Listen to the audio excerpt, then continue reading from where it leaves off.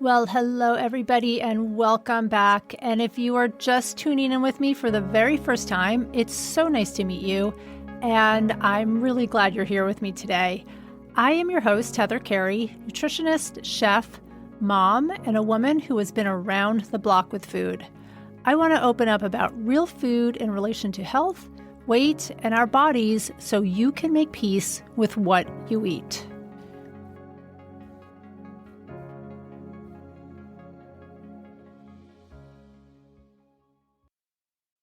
Hi, everybody. I'm going to be totally upfront. I have had a very hard week of grief and a big loss. It's why I have not been on the podcast recently, even though I had really every intention of recording a few episodes in advance just to keep the consistency. So as I'm starting this week, and more important, as I am working on how I am processing my grief, I thought it might be a very good idea to talk about it out loud on the podcast, because I know that I am certainly not the only one who has experienced grieving and all the complicated feelings that go along with it for so many people. The way we handle our own grief and when we are grieving, the way others handle us and react to us can be profound. For the last year and a half, I have been studying trauma and grief on a very personal level, particularly in its relationship to my chronic pain. And as a person who has experienced chronic pain to some degree for years, I was finally ready to look at it and get to the bottom of it once and for all. I know deep down that this was more than simply a physical problem.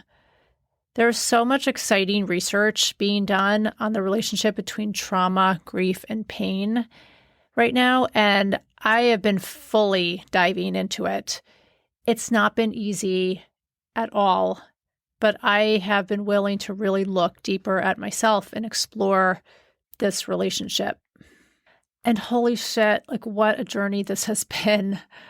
When I started, I had very little understanding that stress could be related to pain.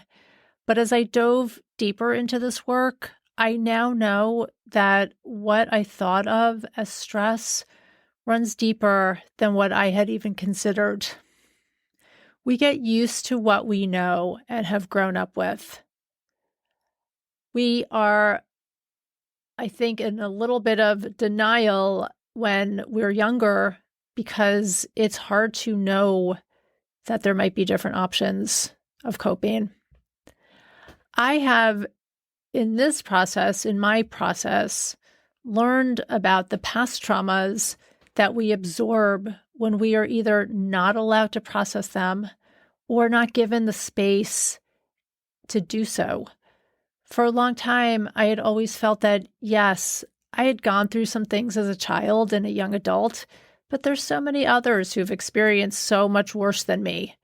Children from physically abusive households, soldiers who've gone through war, or kids who have been in war. Those children deserve to have the trauma label, not me. And then I learned about two kinds of trauma, big T and little t traumas. Just because I didn't fit the profile of a big T trauma didn't mean I hadn't had experiences that impacted me greatly. All of my experiences bundled together have created in me a person who is a people pleaser and a perfectionist, who might feel on guard and look for danger when there is none. This high alert system can get confused in our brains and, for me, come out as pain. Pain is a physical symptom of fear. The goal is to teach your brain that you are safe. And back to grief. When I grew up, I had two very significant big losses in my life. The first was my father dying from cancer when I was 14. And then the loss of my youth and my health, in a way, when I was diagnosed with multiple sclerosis in my 20s. There was not a lot of room for grieving losses when I was growing up. no space to process how you were feeling. I was given a time limit, and there was not much more tolerance for it after that. It was cry it out, get it out, and be done. So I absorbed it, and I internalized my feelings a lot. And it came out in different ways, because when you are in denial or you are avoiding, it's going to come out some other way. So for me, it was particularly acute through emotional eating and drinking. These two things were much more acceptable and allowed in my family. Now, when I lost my father, I had no stable structure for processing that grief.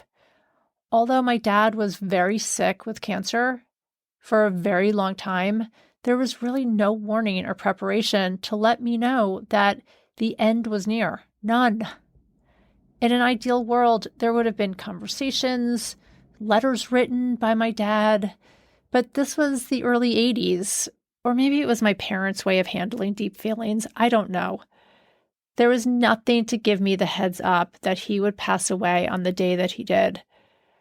Now, I compare this in a way to that feeling of getting hit with a wave in the ocean. When you're in the ocean swimming and you see the wave coming and there is no avoiding it. Now, of course, no one wants to get hit with the wave, and usually you have no preparation for it hitting you. As it comes for you, there is no choice but to give in and take the hit and then move on.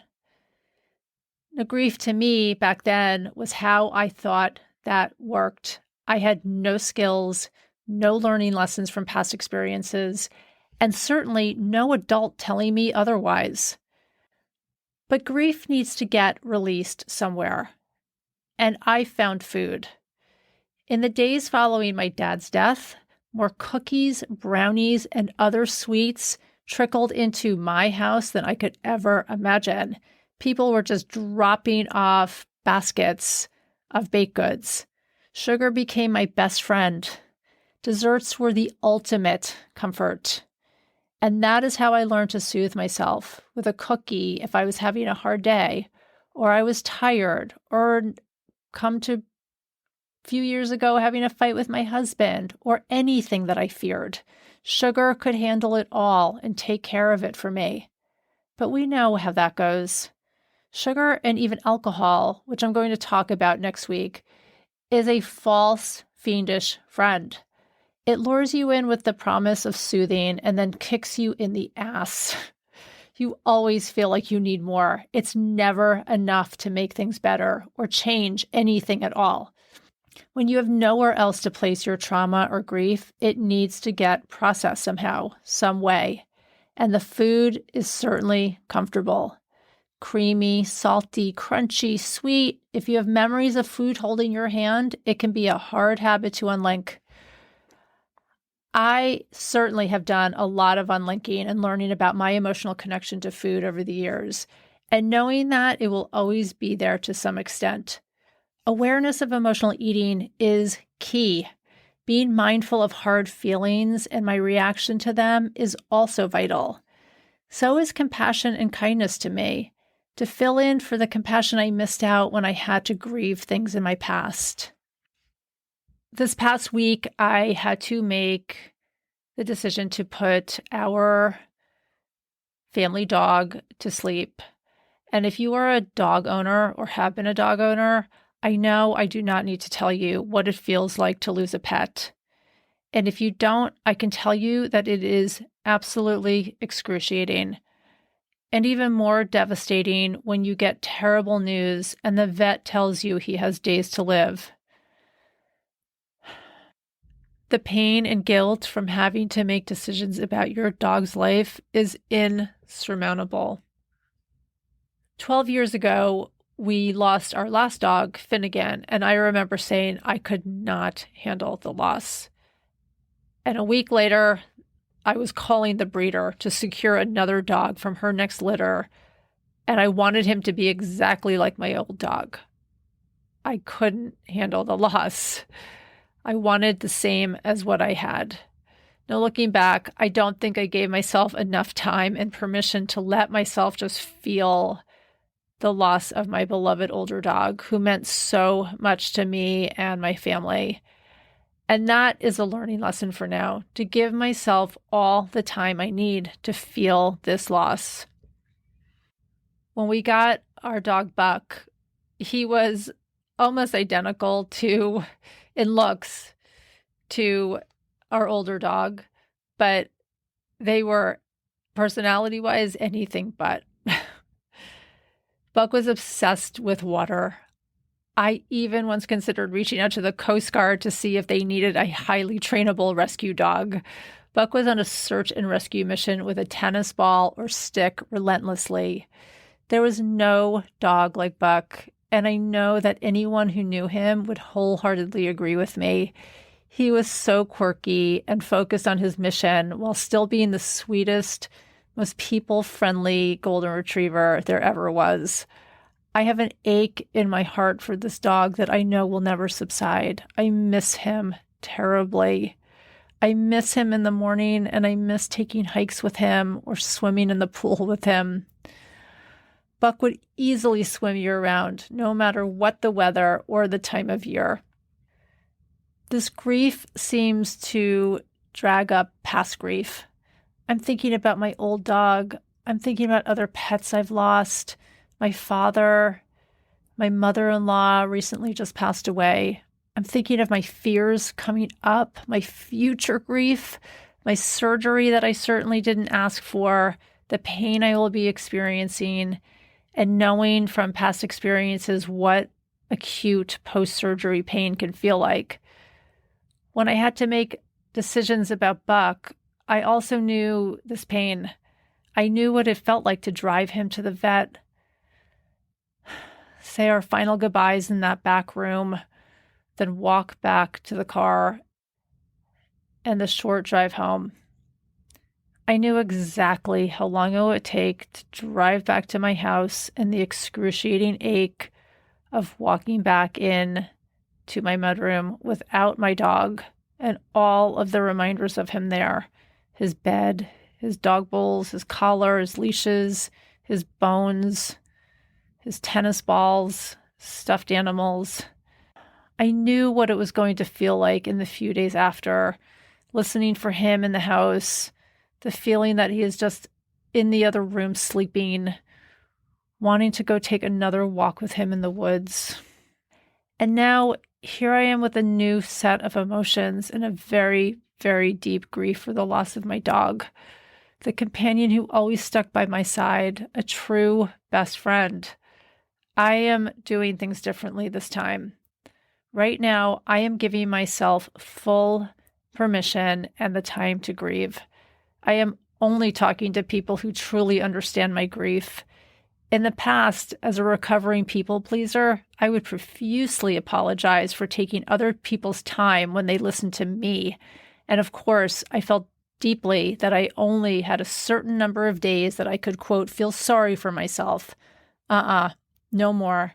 I am no longer scared that my grief and pain will last forever, that if I continue to cry, I might cry for months, or that I should feel ashamed or guilty for feeling what I am feeling. There are very well-researched, well-defined stages of grief. There's denial, anger, bargaining, depression, and acceptance. And I can feel myself cycling through all of them. If anyone tries to tell me to move on, to get over it, he was just a dog, or ask me when I'm getting another dog, they will not be able to come into my circle.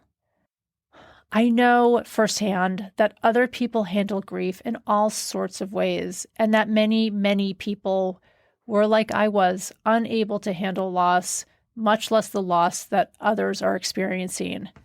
Those people are not allowed to enter my circle right now. I have immense gratitude for any friend or family member who has taken the time to listen to my pain, but I will hold boundaries around others who are not able or willing or want to try and tell me how to handle my loss right now. I am honoring myself fully with all the kindness, compassion, and self-care that I need for as long as it takes. I am also being very mindful of any emotional eating that might come up right now. But interestingly, and not surprisingly, it hasn't, because I know why. Because I have many, many other tools now to help me with difficult emotions. I made sure I told my friends, and I talked to the ones who wanted to hear me. I've spent time writing down my feelings and my sadness. I am pausing and taking many deep breaths, and most importantly, I am letting myself cry a lot. I'm also allowing my feelings to come out, and I'm releasing them as they come up. It feels so painful, but so freeing at the same time. I know these feelings will not last forever, and I will get to the last stage of grief, acceptance, in time when the time is right for me. In the meantime, I am here processing and doing things differently for myself, and this is progress on a very profound level.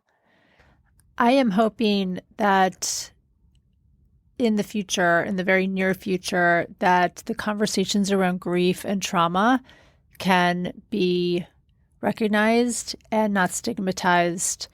It's important work. It's important for our health, our stress, how we choose our food, how we might eat our emotions. And I'm hoping to continue this dialogue. So please be sure to leave a comment and your thoughts on grief and trauma and how you feel you handle these emotions. They're not easy. They are very hard to work through sometimes, and I understand. I would love to hear from you. Please comment, rate, or review, and bye for now.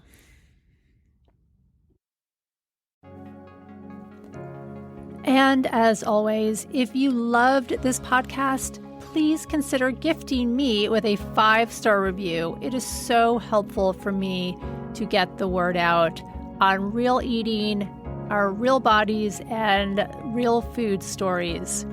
Thank you so much and have a great week. Bye for now.